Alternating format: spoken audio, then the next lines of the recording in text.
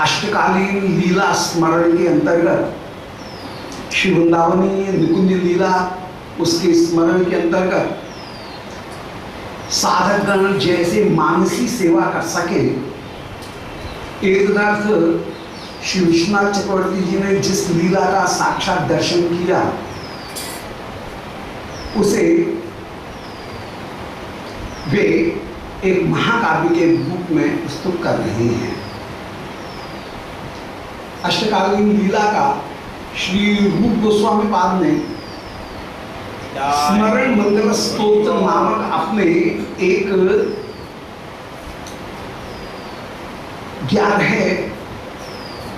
10 श्लोक के एक ग्रंथ में एक श्लोक में एक याम की लीला का स्मरण निरूपण किया। 2 श्लोक प्रारंभ के वंदना के हैं और बाकी के 8 श्लोक एक याम की लीला के स्मरण के हैं।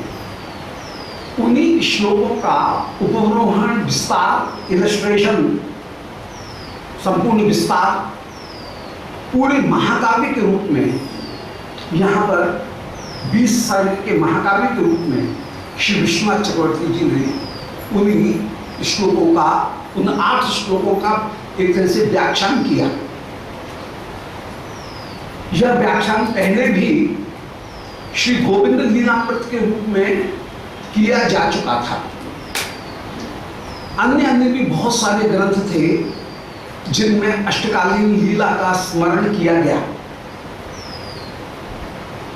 इन सारी लीलाओं को मिलाकर के एक बड़ा अद्भुत प्रयास हुआ श्री कृष्णदास तात्पाद के द्वारा भावना सार संग्रह नामक एक ग्रंथ प्रस्तुत किया गया, जिस भावना सार संग्रह में श्री गोविंद लीलामृत, कृष्ण भावनामृत, श्रीमद् भागवत के विभिन्न श्लोक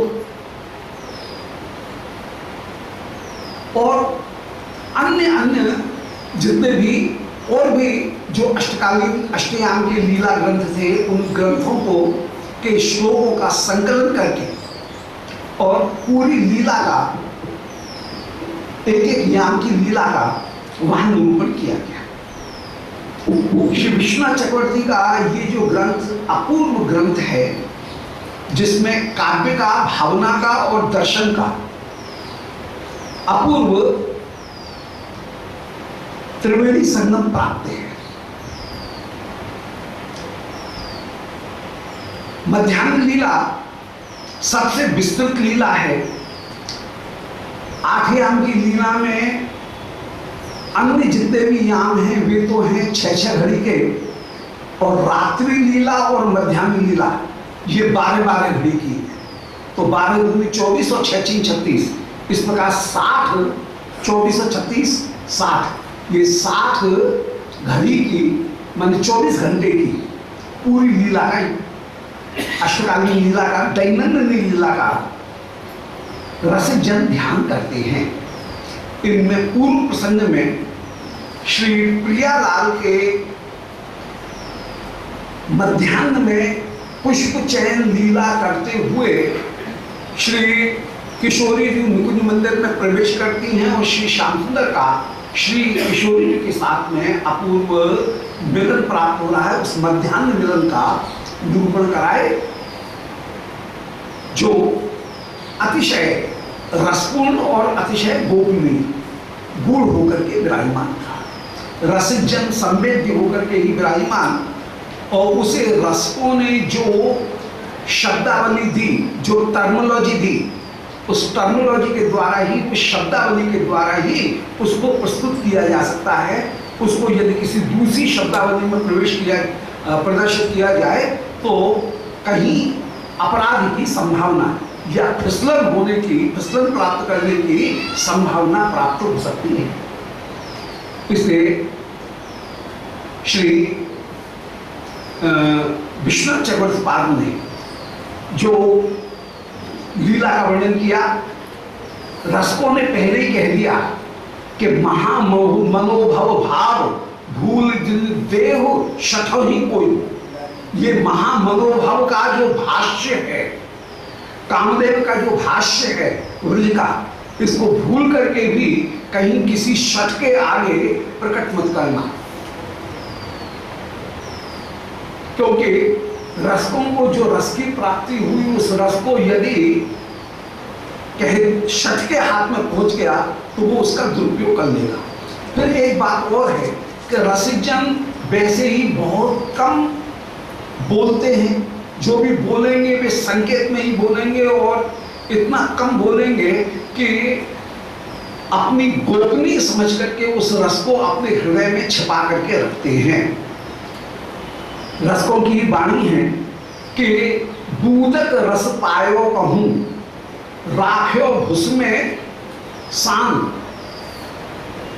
भुस में डाल सो रस पुन पहिए नहीं कोट मरे पचहार। बड़े कठिन में किसी के हृदय में कभी श्री प्रियालाल की रूप माधुरी की एक झलक कभी उत्पन्न होती है। जो रस है वो बड़ा कठिन है, बूंद का रस, एक बूंद रस है, और यदि उस दूध रस को किसी ने पाया और मन पे विचार किया कि इसको सुरक्षित करने के लिए भुस में डाल दूं और फिर भुस को कूट करके निचोड़ करके निकाल दूंगा तो क्या निकलेगा? तो बूंद का रस पायो कहूं और राखो भुस में डाल, भुस में यदि कोई डाल दे तो कुल सो रस पहिए नहीं कोट मरे पचहार। चाहे कितना भी पचहार मर जाए, कूट कूट करके मर जाए, तब भी फिर भी वो रस पाएगा नहीं। इसलिए रसिकजन जो उनका अनुभव होता है उसे बड़ा छिपा करके रखते हैं, कहीं कहते नहीं हैं, परंतु उल्लास में जब वे उस रस का पान करते हैं तो पान करने पर जैसे लोभी व्यक्ति महारस का पान कर रहा है, ओक लगा करके ढकर ढकर पान कर रहा है और उसकी सिकड़ियों से, ओठ के छोरों से एक आध बूंद यदि कहीं टपक जाए तो उसमें ही हम सभी के चेता चेती लग जाते हैं। जो बूंद टपकी उसमें चेता चेती लग गए और उन चेता चेतियों का पेट भी उतना सही है, उनका पेट भी ज्यादा नहीं है, वे उतने में ही तृप्त हो जाते हैं।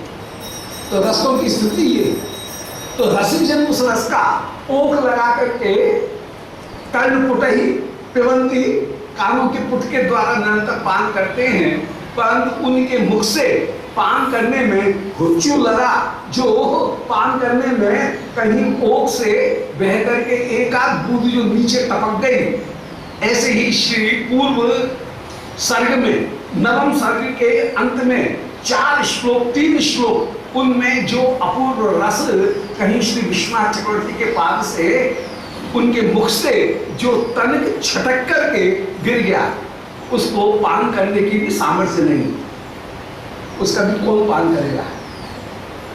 परम मंगल में प्रणति पूर्वक आदर पूर्वक श्री नृसिंह गोस्वामी महाराज का दिव्य स्मरण करते हुए ये बात कहनी पड़ेगी। मनुष्य नृसिंह जी महाराज जब ऐसा प्रसंग आता था तो एकदम कांप जाते थे, कभी मधुर रस का प्रकरण आ जाए तो एकदम कांप जाते थे, और कांपने पर फिर बड़ी दूर से वो परकोटा बना करके सिद्धांत वर्णन करके तब ला करके तब उस रस का वर्णन करते थे और कांपने लगते थे। कैसे वर्णन करें, क्या कहें क्या नहीं कहें, किसको कैसे उसको कहा जाए, कैसी चीज कौन सी शब्दावली का प्रयोग किया जाए, और उसके लिए जो शब्दावली होगी वो शब्दावली केवल रसकों की जो शब्दावली है वही टर्मिनोलॉजी का प्रयोग किया जा सकता है। शब्दावली अपनी कोई शब्दावली वहां पर नहीं चलेगी, नहीं चलेगी। तो श्री विश्वनाथ चक्रवर्ती जी ने पिछले जो 3 श्लोक थे, 4 श्लोक हैं, वे 4 श्लोक बड़े अद्भुत श्लोक होकर के विराजमान थे, जिनमें श्री प्रियालाल के विलास महामनोभव भाष्य, मनोभव का भाष्य क्या हो सकता है? वो मनोभव मन जितने भी प्रणय की जो चेष्टा प्रवृत्ति है वो ही उसका भाष्य होकर के विराजमान है, और उस भाष्य का वर्णन कर सकने में किसी दूसरे की सामर्थ्य नहीं है। उनकी शब्दावली ही इसमें समर्थ है। श्री प्रियालाल आनंद पूर्वक रस विलास प्राप्त करके सुखपूर्वक विराजमान हुए और सुखपूर्वक विराजमान होने के बाद में श्री प्रियालाल जिस समय नुकुंज मंदिर में आप विराजमान हुए हैं, इधर श्री प्रिया जी तो पधारी हैं नुकुंज के भीतर और जितनी भी सखीगण वे सब बाहर विराजमान हैं। नांदी मुखी क्यों किशोरी जी ने कह दिया, बोले अरे सखी श्याम सुंदर को कोई मंत्र सिद्ध हो गया है, इसलिए अब आज पूजा वूजा करने को नहीं जाएगा सूर्य की, चलो चलो अपने अपने घर चलो। और मुझे तो डर लग रहा है, अरे सखी मैं तो कुंज में जाकर के छिपती हूं, कहीं श्याम सुंदर मुझे देख न ले। तो ऐसा कहकर के भयभीत होकर के श्री किशोरी जी कुंज में पधारी और जितनी भी सखी हैं वे सब कहीं घूमती हुई जाकर के उसी जिस कुंज में श्री प्रिया पधारी उसी कुंज के बाहर जो अशोक कुंज है, माकंद कुंज, उस माकंद कुंज के बाहर श्री प्रिया जी आप विराजमान, सखीगण उनकी संसद विराजमान हुई है, सखीगणों की संसद विराजमान है। अब दशम सर्ग प्रारंभ कर रहे हैं। मध्याह्न लीला में ये प्रियालाल का मिलन हो चुका है और इसके बाद में फिर अब जो वेश परिवर्तन, बंशी चोरी इत्यादि, झूला, होरी, ये सारी लीलाएं श्रीमद् वृंदावन में विराजमान है। तो मध्याह्न में, तो मध्याह्न लीला बहुत बड़ी है, इसलिए मध्याह्न लीला में अब वेश परिवर्तन इत्यादि जो लीला है उसका वर्णन कर रहे हैं। छदन वेश की जो लीला है उस छदन वेश की लीला का आगे वर्णन कर रहे हैं। छद्म वेश, वृंदावन के रसकों ने छद्म वेश की अनेक अनेक लीलाओं का वर्णन किया। विशेष रूप से श्री 42 लीला इत्यादि जो ग्रंथ हैं उनमें श्री युगल सरकार कैसे वेश परिवर्तन करके मिलते हैं, चमत्कार चंद्र का प्रवृत्ति में कैसे वेश परिवर्तन करके मिलते हैं, उसी प्रकार की वेश परिवर्तन करके करने की जो लीला है वो उसमें जो अपूर्व चमत्कार है उसका यहाँ पर आगे वर्णन कर रही है। बोलो वृंदावन बिहारी लाल की जय। नांदी मुखी कुंदलते सबृंदे चिरान मनोवांछित वृंद बिंदे अमंद माकंद तले सखीनाम सभाम भाता भवितो भी आते। उस समय नांदी मुखी कुंदलते, नांदी मुखी जी कुंदलता सबृंदे अपनी जितनी भी सखीगण हैं उन सबों को संग में चिरान मनोवांछित वृंद बिंदे, इनके मन में जो अभिलाषा थी कि कैसे अपनी सखी विश्वान नंदिनी रासेश्वरी श्रीमद् वृंदावनेश्वरी सखी राधिका को श्याम सुंदर के साथ में कैसे मिलाया जाए। तो चिरान मनोवांछित वृंद बिंदे, मन में जो अभिलाषा थी उस मनोवांछित वृंद, मन की अभिलाषा समूह, उसको जिन्होंने बिंदे माने प्राप्त कर लिया है। सखीगण कैसी हैं उनके लिए विशेषण दिया, चिरान मनोवांछित वृंद बिंदे, वांछित वृंद इनको विंदती माने प्राप्त करके जो विराजमान है। ऐसी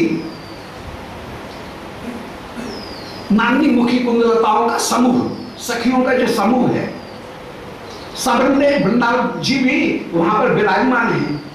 अमंद माकंद तले सखी नाम, ये सबके सब उस समय माकंद माने आम्र का जो वृक्ष है, आम्र की जो कुंज है, उस आम्र कुंज के नीचे श्री प्रिया जी सब सखीगण उस समय विराजमान हुए। अमंद माने विशाल, जो एक बड़ा जो आम का वृक्ष है, मंद माने छोटा आमंद और विशाल जो है वो अमंद। तो अमंद माकंद तले सुविस्तृत विशाल जो आम्र वृक्ष है, उस आम्र वृक्ष के नीचे इन सखियों की सभा जोड़ी है। सब सखीगण विराजमान हो रही हैं और अभातम अभी वो अभी आते, और उस समय आभातम अपूर्व सुशोभित होकर के विराजमान हुई। अभी तो अभी आते श्री सखीगण प्रियालाल जिस समय भीतर पढ़ाते हैं उस समय अभी आते, माने श्री राधिका के चले जाने पर, राधिका के चले जाने पर उस समय वो सभा अपूर्व रूप से विराजमान हुई। और रसकों के उस स्वभाव का कहीं भगवत गीता में भी संकेत किया कि जे रसिक जन आपस में कहीं चर्चा करते हुए विराजमान होते हैं। हम सर्वस्य प्रभव सर्व प्रवर्तिते इति मत्वा भजन्ते माम बुधा भाव स्मंदिता मज्जिता मद्गत प्राण, ये सखियों का स्वरूप है और ये सखियों का स्वरूप ही यहाँ पर प्रकट हो रहा है। मज्जिता मद्गत प्राण बोधयंत परस्परम कथयंतस्य माम नित्यम तुष्यन्ति च रमन्ति च। ये बिल्कुल सखियों का, रसिक जनों का जो स्वभाव है वो रसिक जनों का स्वभाव यहाँ पर चतुश्लोक श्रीमद् भगवद गीता के द्वितीय श्लोक में वो रसिक जनों का जो स्वभाव है वो ही। तो ये मज्जिता मद्गत प्राणा बोधयंत परस्परम, एक दूसरे को कहीं चेतना प्रदान करती हुई और कथयंतस्य श्री प्रियालाल की उस मधुर लीला का ही गायन करते हुए ये विराजमान है। कथयंतस्य माम नित्यम तुष्यन्ति च और रमन्ति च, अपूर्ण रूप से लीला गायन करते हुए ही परिपूर्ण रूप से संतुष्ट होकर के विराजमान है। ऐसा मत समझिए गीता केवल ज्ञान ज्ञान का ग्रंथ है, वो परम रस का भी ग्रंथ होकर के विराजमान। उसमें बहुत सारे संदर्भ, बहुत रसिकता के भी परम परम संदर्भ वहां पर विराजमान। और ये जो व्यवहार रसकों का वर्णन किया गया, वहां भक्तों का जो व्यवहार वर्णन किया वो बिल्कुल रसकों का व्यवहार है। वो रसिक जनों का व्यवहार कैसा होता है वो वहां पर नो की तो दिखाया गया। तो यहाँ पर दोबारा सुन लें कि नांदी मुखी कुंदलते सबृंदे, नांदी मुखी और कुंदलता ये दोनों के दोनों वृंदा जी के साथ में चिराग मनोवांछित वृंद बिंदे, जिन्होंने बहुत अभिलाषा के बाद में, प्रतीक्षा के बाद में मनवांछित इच्छाओं के समूह को प्राप्त किया है, ऐसी सारी सखीगण उनकी ऐसी नांदी मुखी कुंदलता इनके चले जाने पर अमंद माकंद तले सखी नाम, अन्य सखीगण अमंद माकंद तल में एक विशाल आम वृक्ष के नीचे विराजमान हुई हैं और सभाम अभाव, उनकी सभा अत्यंत अत्यंत सुशोभित हुई है। अभी तो भी आते जबकि कुंदलता ये चली गई हैं, दोनों थोड़ी दूर चली गई हैं ढूंढने के लिए, और उस समय ये सखीगण बैठी। तत्रेत्य मूर्ता ऋतु षट्क लक्ष्मी प्रतिस्व सेवावसरावगत्यै स्थिता निरीक्षा दिदाशु वृंदा स्वस्वापवीर भूषयतः स्वभावी। इतने में ही तत्रेत्य मूर्ता ऋतु षट्क लक्ष्मी, उसी समय 6 ऋतुओं की देवी लक्ष्मियां ये श्री वृंदा जी के पास में आई। श्री वृंदा जी वृंदावन की देवी हैं और उनके पास में 6 जो लक्ष्मी हैं वे 6 लक्ष्मी, 6 ऋतु उनकी ऋतु षट्क लक्ष्मी, 6 ऋतुओं की लक्ष्मी, 6 ऋतुओं की देवियां उपस्थित हुई हैं। स्वसेवा सराव गति, इस समय सबको ये लग रहा है कि हमारी सेवा करने का अवसर अब आ गया है, इसलिए अपनी सेवा के अवसर को जान करके श्री सभी ऋतुएं मूर्तमती होकर के देवी रूप धारण करके उस समय आई। स्थिता निरीक्ष, उनको जब श्री वृंदा जी ने 6 ऋतुओं को देखा तो आदिनिदाश वृंदा, श्री वृंदा जी ने उनको आदेश प्रदान किया। श्री वृंदा उनको आदेश दे रही हैं, क्या कह रही हैं कि स्वस्वात भी भूषयता, कि अरे ऋतुओं तुम जाओ और श्रीमद् वृंदावन के 6 जो प्रांत हैं उन 6 प्रांतों को तुम सुशोभित कर दो।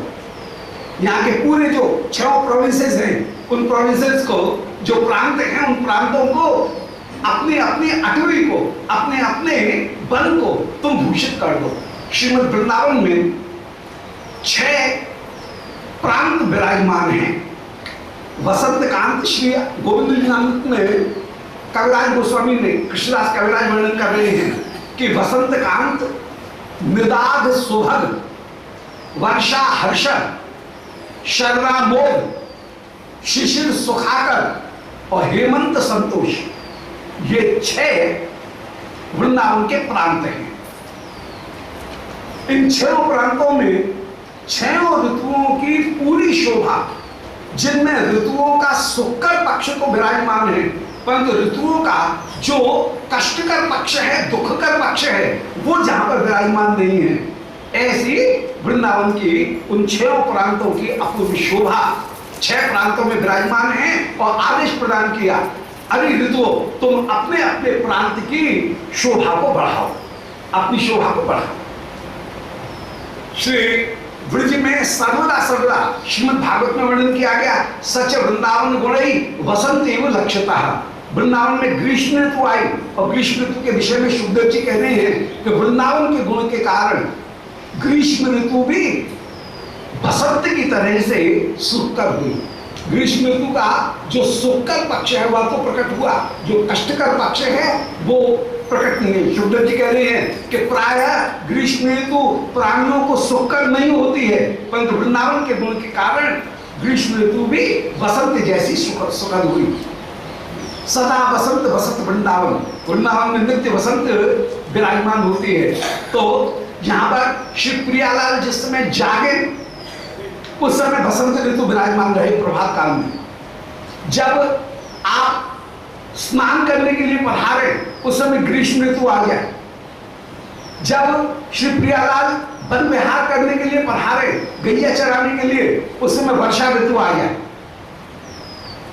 जब श्री प्रियालाल आप भोजन करने के लिए विराजमान हो उस समय शिशिर ऋतु आ गया। जब रास करने के लिए विराजमान हो उस समय श्रीमद् वृंदावन में शरद ऋतु आकर के विराजमान हो जाए। जब शयन करें उस समय हेमंत ऋतु आकर के विराजमान हो जाए। तो सर्वकाल सुखावा होकर के और सर्वत्र सुख देने वाले होकर के श्रीमद् वृंदावन विराजमान। तो ये सारी ऋतु में मूर्तिमान होकर के आए। पंक्ति देखने कि तत्रैव मूर्तिया ऋतु शक् लक्ष्मी, उसी समय मूर्तमती होकर के 6 ऋतुओं की जो लक्ष्मी माने देवी हैं वे प्रतिस्व सेवा सर्व अवगत्य। प्रतिस्व माने कब का क्या क्या सेवा का अवसर है, किस समय हमको कौन सी सेवा करनी है, इस बात का को जानने के लिए स्थिता श्री वृंदा देवी के सामने उपस्थित हुई हैं और निरीक्ष आदिनिराश वृंदा, उनका दर्शन करके श्री वृंदा जी ने उनको आदेश दिया कि स्वस्वाक भी कि अपने अपने जो प्रांत हैं बसंत कांत, निदार सुहाग, वर्षा हर्षद, शरदामोद, शिशिर सुखाकर, हेमंत संतोष, ये अपने सभी प्रांतों को आप स्वस्वाटवी स्वस्व अटवी अपने अपने उस वन को भूषयता स्वभावी अपनी आभा से आप भूषित कर दो, ये आदेश दिया है। आदेश भी प्रदान किया कि कौन कहां जाएगी। वृंदा देवी जी आदेश दे रही हैं कि गोवर्धनाद्रिम सम्यात रासस्थल्याम त्वमेवा स्व बसंत लक्ष्मी। बोले अरे बसंत लक्ष्मी, बसंत की देवी, तुम गोवर्धन पर्वत के निकट, गोवर्धनाद्रि गोवर्धन पर्वत के निकट जो रासस्थली है माने परासोली, पर रासस्थली, वो पर रासस्थली, उसका नाम ही रासस्थली है। पर रासस्थली, परासोली को घिस करके पर रासस्थली का ही परासोली बन गया है। तो जो पर रासस्थली है उस पर रासस्थली में त्वमेव आसु, अरे बसंत लक्ष्मी तुम पर रासस्थली में विराजमान हो, वहां पर परासोली में तुम जाकर के विराजमान हो। चंद्र सरोवर पर परासस्थली में जाकर के तुम परासवली में तुम विराजमान हो। अध्यास्यताम अर्क सुता तटस्था कल्पार भूमि शरदैव कामो, और अरि शरद ऋतु, कामो माने पर्याप्त मात्रा में, अध्यास्यताम तुझे रहना चाहिए, कहां तू रहे, जा मैं आदेश देती हूं, तुम अर्क सुता तटस्था, श्री यमुना, अर्क माने सूर्य, सूर्य की पुत्री अर्थात यमुना, उनके तट पर स्थित जो कल्पार भूमि, कल्प वृक्ष, अग माने जो नहीं चले उसका नाम अग, अग माने वृक्ष, वृक्ष का नाम ही है अग, तो कल्प अग माने कल्प वृक्ष।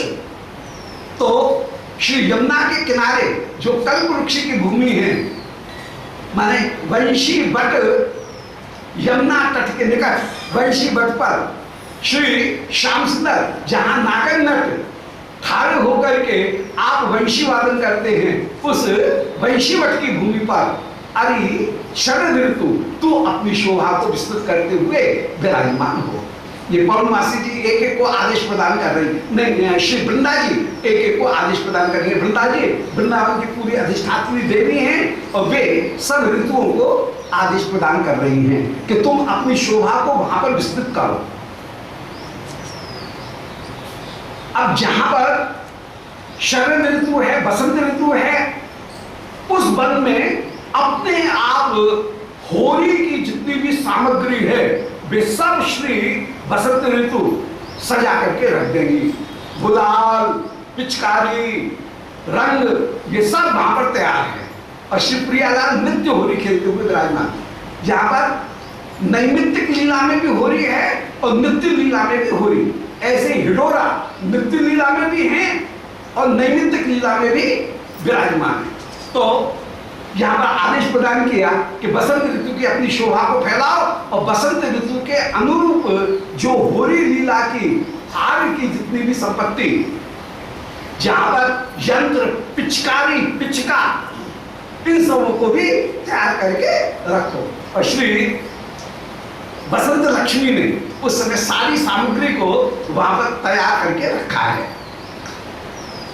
दूसरा आदेश प्रदान किया शरद ऋतु को कि अरे शरद ऋतु तुम अर्क सुता तटस्था कल्पाग, यमुना जी के तट के पास में जो कल्प वृक्ष की भूमि है, उस कल्प वृक्ष की भूमि पर अरे शरद ऋतु अध्यस्यताम, तुम वहां पर स्थित होकर के विराजमान हो और अपनी शोभा को फैलाओ। दोबारा सुनने कि गोवर्धनाद्रिम समय, गोवर्धन पर्वत के समय माने निकट, समय माने निकट, तो रासस्थल्यां, रासस्थली में त्वमेव आस्व बसंत लक्ष्मी, अरे बसंत लक्ष्मी तू आस्व माने वहां विराजमान हो। श्री गोवर्धन के निकट पर बसंत लक्ष्मी रासस्थली में, रासस्थली में परासोली में स्थित होकर के विराजमान हो।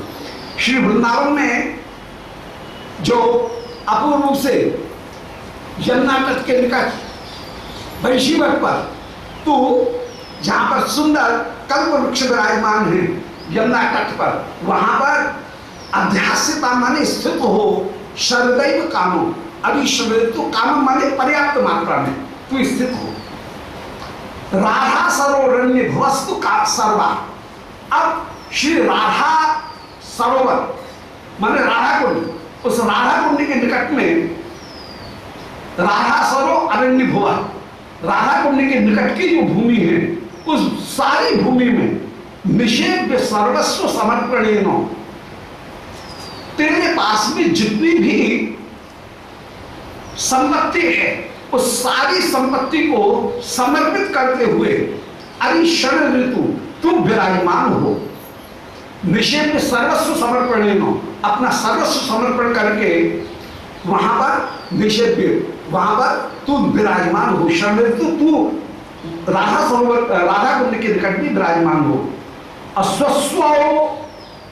स्वस्वामिनो विस्मय कौतुकाभ्याम अगण्य पुण्या भवतार्थ धन्या, अपनी स्वामिनी श्री विश्वानंदिनी उनको अपूर्व विस्मय प्रदान करने के लिए, अपूर्व कौतुक प्रदान करने के लिए अरण्य पुण्या, अरे अरण्य पुण्य वाली शरद ऋतु भवताथ धन्या, तू धन्य होकर के विराजमान हो। वहां पर श्री वृंदा जी, ललता जी इत्यादि ने बड़ी सुंदर श्री राधा कुंड के निकट कुंज की रचना की है। विरग्ध माधव नाटक में श्री किशोरी जो श्री ललता जी से को आदेश देती हुई कह रही हैं कि रचय बकुल पुष्पई तोरण केल कुंजे। बोले अरे सखी, बकुल पुष्पों के द्वारा केल कुंज में बड़ी सुंदर तोरण बंदरवार बना करके केल कुंज को सजा। कुल वर मर निंदई तल्प बिंदी वरेणु, सुंदर अरविंद माने लाल कमल और इंदिवर